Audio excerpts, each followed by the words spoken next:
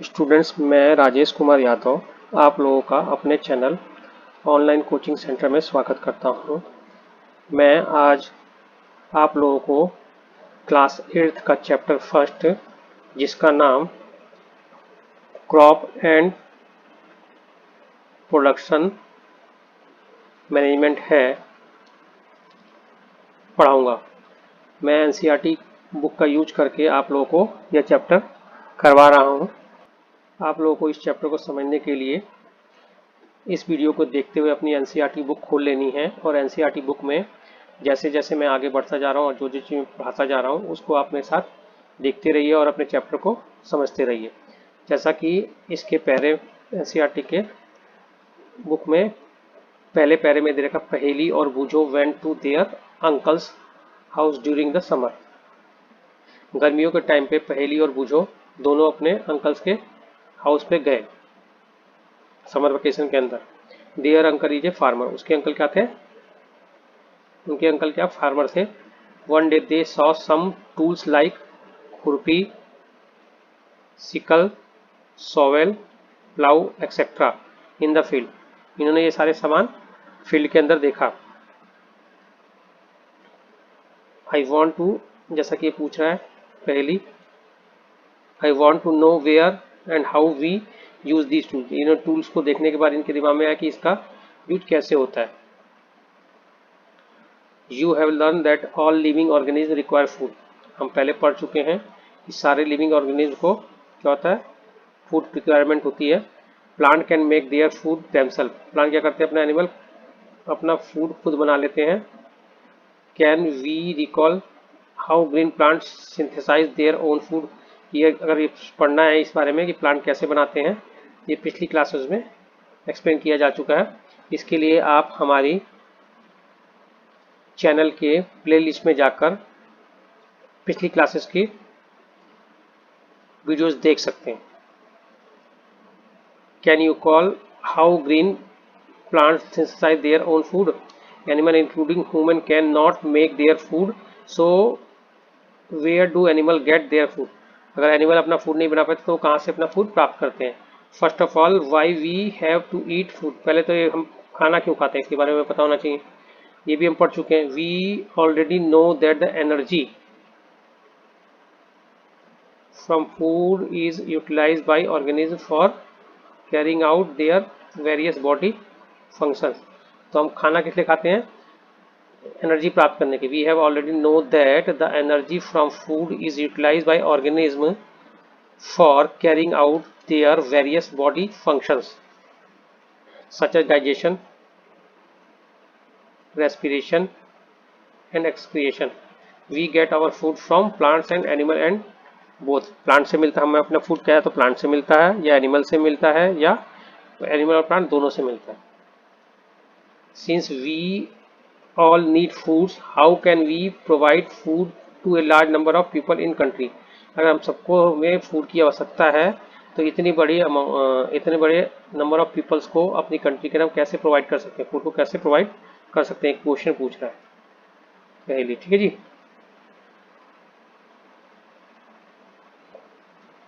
Feed food has to be produce on large scale. इसको मुझे बोल रही है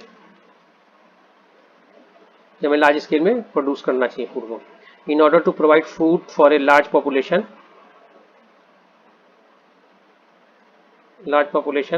रेगुलर प्रोडक्शन, प्रॉपर मैनेजमेंट और distribution of food is necessary. जैसा कि चैप्टर में बता रखा है, crop production and management.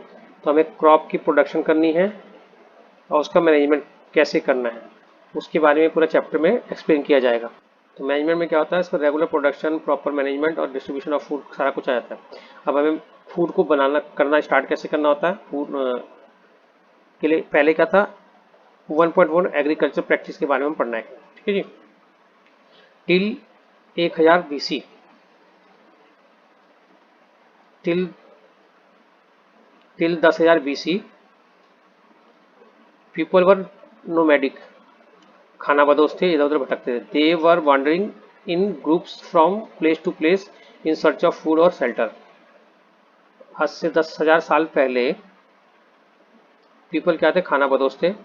Nomadic का मतलब था खाना बदोश, मतलब इसका ये होता है कि they are wandering here and there, food की रिक्वायरमेंट, फूड के हिसाब से, फूड की खोज में इधर से उधर भटकते थे और रहने के व्यवस्था के लिए इधर उधर भटकते थे। दे आर रॉ, दे ईट, क्या करते थे वो, रॉ फ्रूट खाते थे, एंड क्या कहते हैं vegetable, and started hunting for animals for food, वो जानवरों को मारते थे, हंटिंग करते थे और खाते थे, ये वेजिटेबल खाते थे। लेटर क्या कहते हैं, दे कुड कल्टीवेट लैंड, उन्होंने प्रोड्यूस राइस, उन्होंने खेती सीख ली, कल्टीवेट करना सीख लिया, और वीट अनदर का उसको क्रॉप को उगाने लगा। इसी को क्या कहते हैं, इस तरीके से एग्रीकल्चर का जन्म हुआ। तो एग्रीकल्चर प्रैक्टिस क्या होती है, व्हेन प्लांट, अब क्रॉप की डेफिनेशन दे रखी है, when plants of same kind are grown और cultivated at the one place on a large scale, तो उसे क्या कहते हैं, हम क्रॉप बोलते हैं। मतलब क्रॉप की डेफिनेशन है, व्हाट इज क्रॉप। इसका मतलब ये हो कि जब when plants of same kind, मतलब एक ही तरह का पौधा एक ही फील्ड में लार्ज स्केल पे, लार्ज अमाउंट में, लार्ज संख्या में उगाया जाए तो उसे क्या बोलते हैं, क्रॉप बोलते हैं। फॉर एग्जाम्पल क्या हो गया, crop of wheat means all the plants grow in field are that of wheat, जितने क्रॉप ऑफ फील्ड का मतलब क्या होगा, जितनी भी फील्ड होगी उस फील्ड में सिर्फ व्हीट ही व्हीट होगी, तो उसे क्रॉप ऑफ फील्ड बोलेंगे, क्रॉप ऑफ व्हीट बोलेंगे। You already know that crops are different type like cereals. Crop हम पहले से जानते हैं कि क्रॉप कई तरह की होती है, लाइक सीरियल्स हो गए, वेजिटेबल्स हो गए, एंड फ्रूट हो गए। These can be classify on the basis off season on which they grow, इनको हम सीजन के हिसाब से क्लासीफाई कर सकते हैं। India is a very vast country, बहुत बड़ी कंट्री है। The climate condition like temperature, humidity, rainfall vary from one region to another। India बहुत वास्ट फील्ड है, इंडिया बहुत वास्ट कंट्री है। यहाँ पे क्या होता है, क्लाइमेट की कंडीशन हर एक जगह पे अलग अलग होती है, हर एक रीजन में अलग अलग होती है। जैसे उसमें कहीं पे ह्यूमिडिटी ज़्यादा होती है, कहीं पे रेनफॉल ज़्यादा होता है, कहीं पे रेनफॉल बहुत कम होता है। तो इस तरीके से क्या होता है, there is a rich climate की वजह से, अलग अलग क्लाइमेट की वजह से क्या होता है, variety of crop grown in different part. India के अंदर हर पार्ट में अलग अलग क्रॉप्स उगाई जाती हैं। Despite this diversity two broad cropping pattern can be identify, इतने सारी वैरायटी डाइवर्सिटी के बाद भी हमने क्या कहते हैं, दो ग्रुप बनाया गया। दीज आर क्या हो गया, खरीफ सीजन के हिसाब से, एक खरीफ क्रॉप क्या होती है, the crop which are sown in rainy season, ऐसी क्रॉप जो रेनी सीजन में उगाई जाती है उसे क्या बोलते हैं, खरीफ क्रॉप बोलते हैं। The rainy season in India generally from June to September, क्या होता है, जून टू सितंबर में रेनी सीजन होता है। तो खरीफ की क्रॉप क्या होती है, जून टू सितंबर में मोस्टली लगाई जाती है रेनी सीजन के अंदर। इसके एग्जाम्पल्स याद रखें, paddy, maize, soybean, groundnut, cotton etcetera are kharif crops. दूसरा क्या हो गया, rabi crops,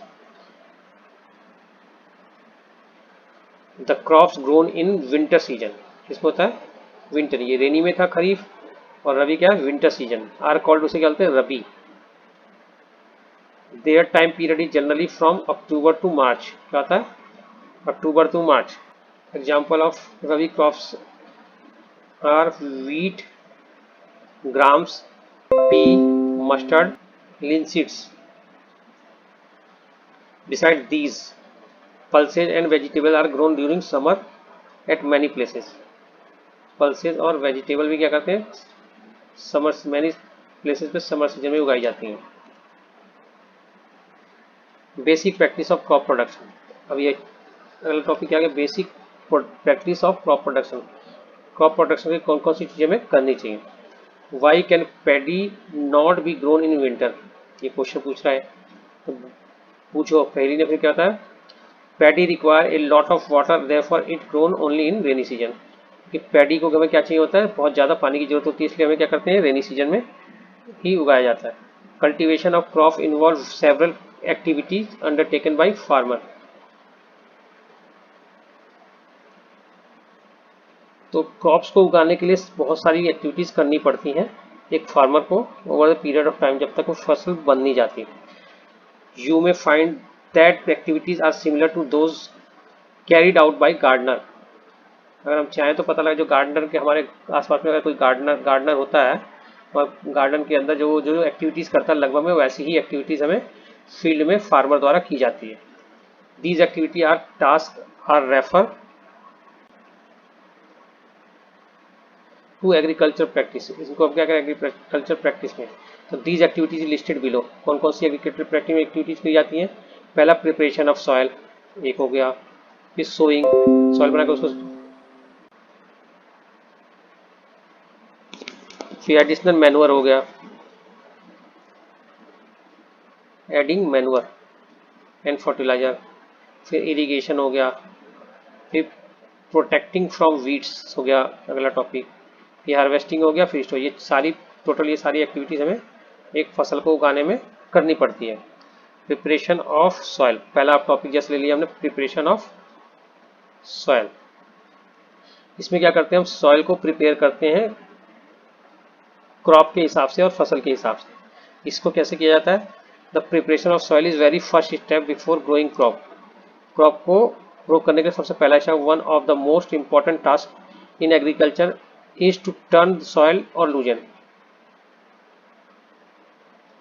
is to turn soil or loosen it। Soil को इधर उधर पलटना और उसको लूज करना, इसको क्या बोलते हैं? प्रिपरेशन ऑफ सॉइल कहा जाता है। This allow the roots to penetrate deep. इससे क्या होता है? रूट्स गहराई तक जा सकती है। The roots loosen the loose soil allow roots to breathe. और क्या कहते हैं? जिसकी वजह से वो जो क्रॉप की रूट्स होती है उनको ब्रीदिंग भी मिलती है। ऑयल अगर लूजन होगी तो उसके अंदर हवा वगैरह होगी और उसको सांस लेने में आसानी होगी। Why does loosening soil allow the roots to breathe easily? क्योंकि जब लूज हो जाएगा, ये क्वेश्चन है जो, तो उनके बीच में गैप होता है, उसमें हवा रहती है जिससे उनको ऑक्सीजन आराम से मतलब जो भी मिलती है। The loosen soil help the grow earthworm. और एक और काम होता है, अगर लूजन सॉइल होगी तो अर्थवॉर्म को भी ग्रो करने में काम करेगा। लूजन soil help in growth of earthworm और माइक्रोब्स। अर्थवॉर्म और माइक्रोब्स को भी क्या कहते हैं? Present in the soil. अब इसके बारे में क्वेश्चन भी आता है कि अर्थवॉर्म का हमें कैसे हेल्प करता है, किसानों का मित्र कैसे है, किसानों का फ्रेंड कैसे है, इसके ऊपर क्वेश्चन आते हैं। इस पैरा में समझा रखा है। The loosen soil help the growth of earthworm और microbes present in soil. These organism क्या बोलते हैं? Are friends of farmer since, क्योंकि दे फर्दर टर्न और लूजन द सॉइल और adding humus to it. But why does soil need to turn loosen? ये तो पहले बता देंगे, उससे लूजन होने से पेनिट्रेशन आसान हो जाता है, ऑक्सीजन आसान होती है वाला क्वेश्चन है। तो क्या करते हैं ये जो ऑर्गेनिक माइक्रोब्स अर्थवॉर्म क्या करते हैं? उसको और भी ज़्यादा लूजन करते हैं अर्थ को, फील्ड को। You have learn in previous classes the soil contain minerals. हम पिछली क्लासेस में पढ़ चुके हैं soil contain minerals, water, air, some living organism. In addition death plant or animals get decomposed by soil organism. In this way, various nutrients held in dead organisms are released back into the soil. These nutrients are again absorbed by plant. Since only a few centimeter of top layer of soil support plant growth, क्योंकि top layer ही जो होती है ना वही plant को support करती है, plant की ग्रोथ को सपोर्ट करती है। टर्निंग द लूजन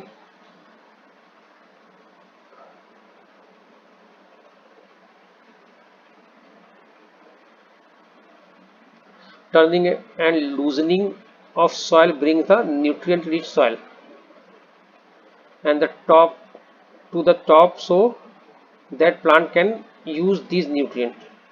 तो लूजन करने से इनसे उसको यूज करते हैं लूजनिंग। और soil is very important for cultivation of the. तो अब इसके बाद क्या होता है? द प्रोसेस, एक ये डेफिनेशन है टीलिंग और ploughing. The process of loosening, ये क्वेश्चन आता है, what is tilling.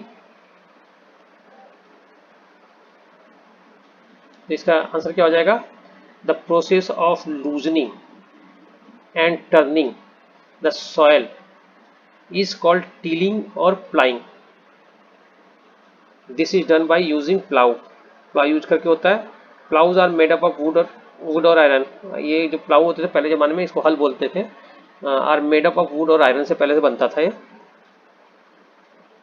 If the soil is very dry, जब बहुत सूखी हो, इट में नीड वाटर, पहले उसको वाटर कर दिया जाता, देन प्लाइंग, उसके बाद वाटरिंग करने के बाद ही उसको प्लाइंग करते हैं। द प्लाउ फील्ड में have big pieces of soil, जिसको क्रम्प बोलते हैं। जब हम प्लाउ कर देते हैं तो बड़े बड़े पत्थर टाइप में, ढेले टाइप में होते हैं, क्रम्प बन जाता है, ठीक है। It is necessary to break, बड़े पत्थरों को फिर छोटे तोड़ना होता है, उन क्रम्प्स को तोड़ना होता है, जिसको क्रम्प बोलते हैं। विद द प्लंक, फिर प्लंक से तोड़ा जाता है उन्हें। The field is levelling for the sowing as well, और उसके फिर लेवलिंग किया जाता है फील्ड का, पहले प्लाइंग कर दिया, फिर उसको लेवलिंग की जाती है, और इनको प्लंक को टोटो को छोटे किया जाता है। The levelling of soil is done with the help of leveller बोलते हैं, लेवलर से करते हैं। Sometime manure is added to the soil before turning, कई बार क्या होता है मैन्योर भी ऐड कर देते हैं हम लोग टिलिंग से पहले। Thus help in proper mixing of manure, जिससे कि मैन्योर प्रॉपरली सॉइल में मिक्स हो जाए। The soil is water before sowing, उसके बीज को बोने से पहले हम उसको क्या करते हैं, वाटरिंग करते हैं, पानी उसमें डाल देते हैं। एग्रीकल्चर इम्प्लीमेंट, ये अगला टॉपिक है।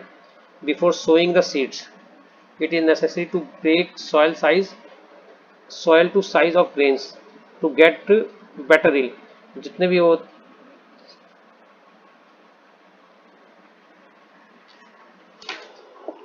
ग्रेन की साइज में मिट्टी को तोड़ दिया जाता है। With the help of various tools, main tools use for this purpose are plough हो गया, वो हो गया, कल्टीवेटर हो गया, इनका यूज किया जाता है। अब प्लाउ में क्या कहता है, प्लाउ क्या होता है, this is being use since ancient time से यूज होता है। एडिंग फर्टिलाइजर टू क्रॉप के लिए, removing the weeds, scraping of the soil. This implement is made of a wood से, और it's drawn by pair of bull, इसको खींचा जाता है, अदर एनिमल के द्वारा इसे खींचा जाता है, हॉर्सेस कैमल से। It contain a strong triangular iron strip होती है इसके अंदर, कॉल्ड, उसे क्या बोलते हैं, ploughshare. The main part of the plough is long log of wood which is called plough shaft बोलते हैं। इसके प्लाउ के बारे में बता रहे हैं इसमें, इस चैप्टर में। There is a handle on at one end of the shaft बोलते हैं उसे। The another end is attach with to be, a beam से होता है, which is place on the bull neck के ऊपर उसको रखा जाता है। One pair of bull and a man can easily operate the plough. 1.1 A में दिखा रखा प्लाउ का, ये देखा पूरा, इसको इन्होंने ये जो पोर्शन उसको ये बता दिया, प्लाउ शेयर सब कुछ बता दिया ये, ठीक है जी। ये हो गया प्लाउ शेयर, ये हो गया प्लाउ शाफ्ट, ठीक है। इसको बीम बोलते हैं, जो उसके ऊपर जिसके प्लाउ को बांधा गया, ये बीम हो गया। प्लाउ पूरा यहाँ पे समझा रखा है प्लाउ क्या होता है। अब अगला क्या होता है, हो क्या होता है। It is simple tool which use for removing weeds by losing. It is long rod of wood of iron, a strong board or bent plate of iron fixed on the it and ये हो के बारे में बता रहा है, हो क्या होता है। अब हो के बारे में हो ये दिखा रखा है, हो ये होता है, इसको इस टाइप का होता है। गांव में जाएंगे तो देख लेंगे इन चीज़ों को। अब कल्टीवेटर क्या होता है, nowadays ploughing is done by tractor driven cultivator. Tractor का यूज करके ड्राइविंग कल्टीवेटर हम यूज कर लेते हैं। The cultivator saves labour and time. अब कल्टीवेटर का यूज करने से क्या होता है, हमारे लेबर का और टाइम का बचत हो जाती है। ट्रैक्टर के अंदर कल्टीवेटर लगा देते हैं, कल्टीवेटर ये रहा, ठीक है। अब अगला इसका टॉपिक क्या आ गया, सोविंग। सोविंग का मतलब है बीज को फील्ड के अंदर डालना। Sowing the most important part of the crop production. क्या है? Crop production most important part है। Before sowing, good quality of seed selected. हमें सोइंग से पहले गुड क्वालिटी ऑफ सीड्स को सिलेक्ट करना होता है। Good quality of seeds are clean और healthy seeds of good variety. Good quality seeds are clean and healthy seeds of good variety. Farmer prefer to use seeds which are give high yield. ऐसी seeds का use करना prefer करते हैं जो ज़्यादा yield देते हैं। अब सिलेक्शन ऑफ सीड कैसे होगा? अब इसके अंदर ये दे रखा है बूझों के लिए। One day I saw my mother put some grain seeds in vessel. कह रही है कि मेरी मदर ने क्या किया, ग्राम सीड्स को मतलब उसमें डाल दिया, पानी के अंदर डाल दिया। After a few minutes some seeds started to float on top. उसमें से कुछ फ्लोट करने लगे टॉप के ऊपर।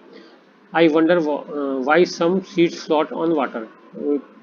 ये अचंभित हो गई कि ये कहते हैं ये कुछ सीड्स ऊपर के फ्लोट होने लग गई। तो इसका आंसर इसमें आगे दिया हुआ है इस एक्टिविटी में। एक्टिविटी से इसका आंसर मिल जाएगा कि वो फ्लोट क्यों कर रहे थे। तो इसमें क्या होता है, इस एक्टिविटी को करके देखना। टेक ए बीकर हमें लेना है, fill half of it with water से हमें उसे भरना है। Put a handful of wheat seeds और स्टीर वेल।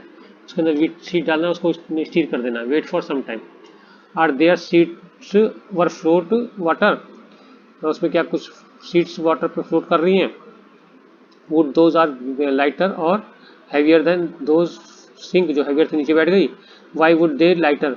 कुछ सीड्स लाइटर क्यों है? तो इसमें क्या होगा, डैमेज क्यों होता है, क्योंकि वो डैमेज होती है। डैमेज सीड्स बिकम हॉलो, अंदर से खोखली हो जाती हैं। एंड आर थस लाइटर, इसलिए लाइटर होता है। Therefore they float on water, वो वाटर के ऊपर फ्लोट कर लेते हैं। तो इसमें ग्राम सीड में भी जो अभी था उसमें क्या होता है, जो खोखली हो जाती है वो पानी के अंदर तैरने लगती हैं। ठीक है जी। This is a good method for separating good healthy seeds from damage. एक गुड मेथड है सीड्स को, हेल्थी सीड को सेपरेट करने के लिए। Before sowing, one of the important task to know about the tools use for sowing. Sowing के लिए tools के बारे में बताते हैं। ट्रेडिशनल टूल क्या था, सोइंग में कौन से टूल्स करते थे।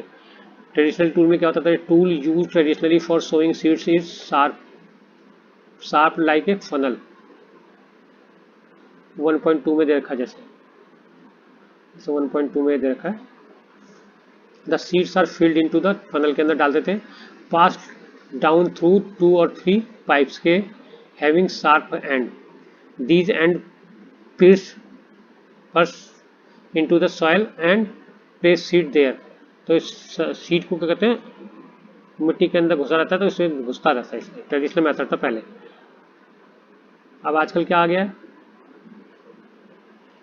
सीड्स ड्रिल के थ्रू आजकल करते हैं। जो क्या करते हैं, सीड्स ड्रिल क्या करते हैं, एडवांस हो गए।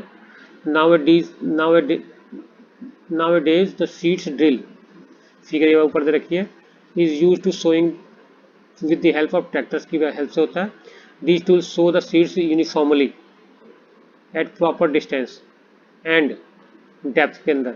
It ensures that seeds get covered by soil after sowing। soil इसके क्या कहते हैं, सोइंग के बाद सॉइल को ढक दिया जाता है। To prevent damage cause by birds, जिससे कि बर्ड्स इसे ना खाएं। Sowing by using seeds drill save time और लेबर। देयर इज ए, अब अगला क्वेश्चन ये था, ये पूछ रहा है, Boojho. There is a nursery near my school, के इनके स्कूल के पास एक नर्सरी थी। I found that little plants were kept in small bags. छोटे बैग्स के अंदर कुछ प्लांट रखे थे। Why they kept in like this. अब अगला हो गया इसी में, इसका आंसर इधर। Seeds of few plants such as paddy are first grown in nursery. When they grow into the plantlets, they are transplanted in the field manually. Some forest plant and flower plant are also grown in nursery। तो क्या करते हैं, कुछ ऐसे होता है, जैसे paddy plant हो गया। पैडी प्लांट को पहले हम अलग से किसी फील्ड में ग्रो कर लेते हैं, उसमें जो बेस्ट उगे हुए होते हैं उसको निकाल के फिर दूसरी जगह पे उसे ट्रांसप्लांट किया जाता है। ये पैडी के अंदर होता है। इसी तरीके से फ्रूट्स और कुछ मतलब जो गार्डनर भी रखते हैं बैग में इसलिए रखते हैं कि जो प्लांट ढंग से उगे तो उसको लगाया जाता है। इससे क्या होता है, बेस्ट क्वालिटी का प्लांट हमें मिल जाता है और जो खराब होता है उसको हम ट्रांसप्लांट नहीं करते, तो पूरा फील्ड खराब नहीं होता। An appropriate distance between the seeds is important to avoid overcrowding of the plant. हम फील्ड के अंदर कोई सीड्स जब हम उगाते हैं, सोइंग करते हैं, तो उनके बीच में प्रॉपर गैप रखा जाता है कि इसलिए कि उनको ज़्यादा से ज़्यादा एक पास रहेंगे तो उनको न्यूट्रिएंट लेने में या उनको दिले में परेशानी, ओवर क्राउडेड ना हो जाए फील्ड, इसलिए उसको दूर दूर हमें उगाया जाता है। ये वाला तरीका आ गया। सफिशिएंट, जिससे कि उनको सफिशिएंट सनलाइट मिले, न्यूट्रिएंट मिले, वाटर मिले from soil. Sometime few plant have to remove, और कई बार क्या होता है अगर जरूरत से ज़्यादा पास अगर उग जाते हैं तो उनको हम रिमूव भी कर देते हैं कि ओवर क्राउडिंग ना हो। अब अगला 1.5 क्या है, एडिंग मैन्योर और फर्टिलाइजर। अब हमने सोइंग कर ली, बीज बो लिए, बीज बोने के बाद हमें क्या करना होता है, उसके अंदर मैन्योर ऐड करना होता है और फर्टिलाइजर ऐड करना होता है। The substance which are added to soil in the form of nutrient for healthy growth of plants are called, उसे क्या बोलते हैं, फर्टिलाइजर बोलते हैं। तो सॉइल के अंदर प्लांट्स को न्यूट्रिएंट प्रोवाइड करने के लिए अलग से जो भी हम सब्सटेंसेस ऐड करते हैं उसे क्या बोलते हैं, मैन्योर और फर्टिलाइजर बोलते हैं। I saw a healthy crop growing in a farm in neighbouring farm, the plant were weak. ये बोल रहा है, पूछो बोल रहा है कि मैंने देखा कि मेरे नेबरी पास वाले फील्ड के अंदर सही से क्रॉप उगी नहीं है और हमारी वाली ज़्यादा अच्छी तरह उगी थी, तो ऐसा क्यों हुआ, तो इसके बारे में वो ये मैन्योर के बारे में डालना पड़ेगा। The soil supply nutrient mineral and nutrients to the crop. Soil से हमें प्लांट को क्या कहते हैं, न्यूट्रिएंट और मिनरल मिलता है। These nutrient are essential for growth of plant, वो न्यूट्रिएंट सॉइल से जो मिलता है प्लांट की ग्रोथ के लिए नेसेसरी होता है। In certain areas farmer grow crop after crop, crop के बाद क्रॉप लगातार उगाते थे सेम फील्ड के अंदर। तो field is never left uncultivated और या फॉलो नहीं करते। फॉलो को मतलब खाली फील्ड एक बार भी नहीं छोड़, लगातार एक के बाद एक लगाए जाते हैं पौधे, क्रॉप लगाए जाते हैं और उगाते रहते हैं। तो क्या होता है, imagine what happen to the nutrient. एक ही फील्ड में अगर लगातार हर साल फसल उगाई जाएगी तो न्यूट्रिएंट कहाँ से मिलेगा, प्लांट को उस फील्ड में न्यूट्रिएंट मिलना बंद हो जाएगा, धीरे धीरे खत्म हो जाएगा। इसलिए continue growing of crop make soil poorer in nutrient, therefore farmer have to add manure to fill to replenish the soil nutrient. तो फार्मर क्या करते हैं, उसके अंदर फील्ड के अंदर मैन्योर या फर्टिलाइजर डालते हैं जिससे कि सॉइल के अंदर सारे मिनरल्स रिप्लेनिश हो जाए। द प्रोसेस इज कॉल्ड, क्या बोलते हैं उसे, मैन्योरिंग बोलते हैं। क्या बोलते हैं, मैन्योरिंग।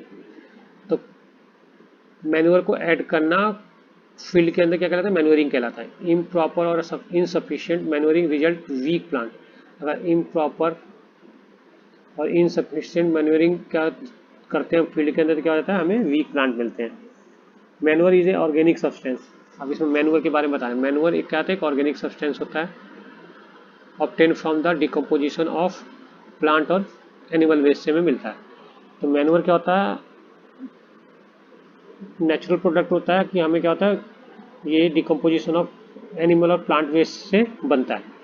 फार्मर डंप प्लांट और animal waste in pit of a open place allowed to decompose. एक गड्ढे में एनिमल और प्लांट वेस्ट को हम डाल देते हैं, फार्मर डाल देते हैं और छोड़ देते हैं, तो उसमें धीरे धीरे वो डिकम्पोज होता रहता है और जिससे वो बनता है उसी को खाद बोलते हैं या मैन्योर बोला जाता है। The decomposition is caused by some micro organism के द्वारा डिकम्पोजिशन होता है। The decomposed matter is use as a organic manure की तरह से हम इसे यूज करते हैं। ये हम चैप्टर 6 में पढ़ चुके हैं। क्या पढ़ चुके हैं, और चैप्टर 6 की वीडियो देखने के लिए हमारे चैनल पे आप प्लेलिस्ट में जाके देख सकते हैं इसे। अब एक्टिविटी 1.2 में क्या दे रखा है, टेक ए मूंग और ग्राम सीड्स एंड जर्मिनेट देम। उसको क्या करना है, हमें उसको उगाना है। सेलेक्ट 3 इक्वल साइज, इसीलिए हमें मैन्योर का मतलब कैसे मैनुअल से क्या फ़र्क पड़ेगा डालने से, तो हमें एक एक्टिविटी करके दिखाइए। 3 हमें गिलास लेने हैं, A B C 3 ग्लास में क्या कहते हैं, हमें मूंग और ग्राम सीड को उगाना है, मिट्टी डाल के रख देना है। ठीक है जी। एक ए में डाल देंगे मैनुअल, दूसरे में डाल देंगे फर्टिलाइजर, तीसरे में कुछ नहीं डालना। तो इस तरीके से हमने 3 प्लांट वो कर लिया, जैसे ए हो गया, बी हो गया, सी हो गया। तो ऐसे ऐसे करके एक में डालना है मैनुअल, एक में फर्टिलाइजर, एक में कुछ भी नहीं डालना, और चेक करना है, ग्रोथ को चेक करना है। तो जिसमें मैनुअल हो उसमें ज़्यादा होगा, उसमें ग्रोथ ज़्यादा हो रही होगी, और जिसमें नहीं होगा उसमें ग्रोथ कम हो रही होगी। ये एक्टिविटी है। Did all the plant in all glasses grow same pace? Which glass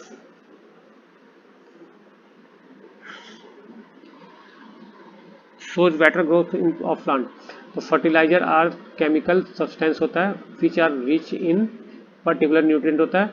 देखिए तो फर्टिलाइजर कम प्रोड्यूस इन फैक्ट्रीज होता है। फॉर एग्जांपल क्या फर्टिलाइजर के एग्जांपल दे रखे हैं, यूरिया, अमोनिया, सल्फेट, ठीक है ना, सुपर सल्फेट, पोटास, एनपीके का मतलब नाइट्रोजन, फास्फोरस और पोटास, ये केमिकल होते हैं, फैक्ट्री में बनते हैं। The use of fertiliser has help farmer to get better yield. Better yield के लिए फर्टिलाइजर हेल्प करते हैं, सच एज वीट, पैडी और maize. But excessive use of fertiliser क्या करता है हमें, made the soil less fertile. अब fertiliser also have become the source of water pollution. Fertiliser की वजह से वाटर पोल्यूशन का कारण भी बनता है। Therefore, in order to maintain the fertility of soil, we have to substitute fertilizer by organic manure or leave the field uncultivated। या तो ऑर्गेनिक मैन्योर का यूज करें ज़्यादा से ज़्यादा, और क्या कहते हैं, फील्ड को एक आध सीजन के लिए छोड़ दे खाली, जिसे बोलते हैं फॉलो बोलते हैं, अनकल्टिवेटेड फॉलो।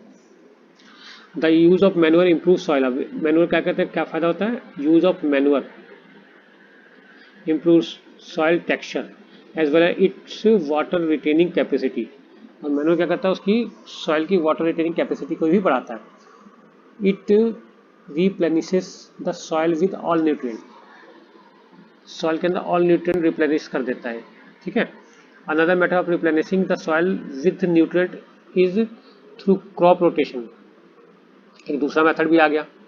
अब क्रॉप रोटेशन में क्या होता है, मतलब कि कभी भी एक ही टाइप की फसल मत होगा, कभी इसमें दूसरी फिर तीसरी, और इसमें भी क्या होता है, कुछ इसमें क्या होता है, जैसे कहता है another method of replenishing the soil nutrient through crop rotation. This can be made by done growing different crop alternatively. Earlier farmer in northern India में क्या करते थे लोग, use to grow legume as a fodder in one season and wheat in next season. This help in replenishing the soil with nitrogen। Legume plant क्या करता है, nitrogen को बढ़ा देता है किसके अंदर, सॉइल के अंदर। Farmer are being encourage this to adopt this practice. इसको दोबारा से एनकरेज करना चाहिए। इन प्रीवियस क्लासेस, हम पिछली क्लास में पढ़ चुके हैं राइजोबियम के बारे में, राइजोबियम बैक्टीरिया के बारे में। We have learn about rhizobium bacteria. These are present in nodules of the root of leguminous plant। के अंदर जो leguminous plant होते हैं, दलहनी पौधे जो होते हैं, उसके जड़ों में ये मिलता है राइजोबियम बैक्टीरिया। ये क्वेश्चन आता है,